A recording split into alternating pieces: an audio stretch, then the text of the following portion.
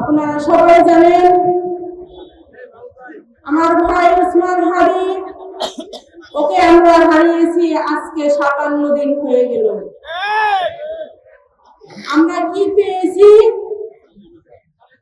আগামী গেল শুক্রবারে যাবে, তার সাথে আরো যারা ছিল আহত, তারা আবারও দিবালোকের সামনে গুলিবিদ্ধ হয়েছে।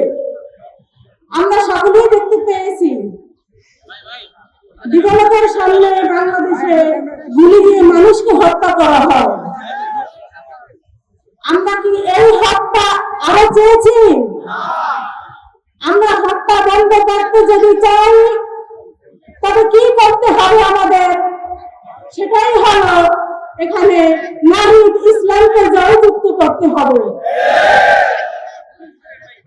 সকল উপস্থিতিকে আমি বলতে চাই, মা বোনরা হাজির আছে এখানে, সকল মুরব্বী আলেম ওলামারা আমার এখানে উপস্থিত আছেন।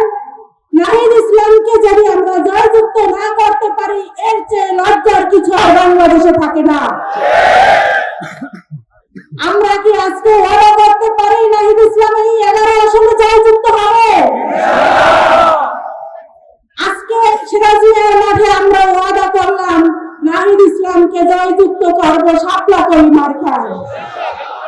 আমরা আগামী দিনে দেখতে চাই নাহিদ ইসলাম সংসদে মা বোনদের নিয়ে কথা বলবে।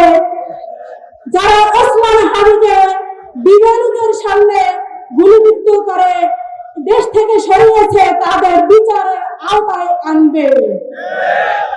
আমরা এটা সবার কাছ থেকে কামনা করতে চাই, ওসমান হাদির বিচার আমরা যেন এই বাংলার মাটিতে বিবেকের সামনে দেখতে পাই।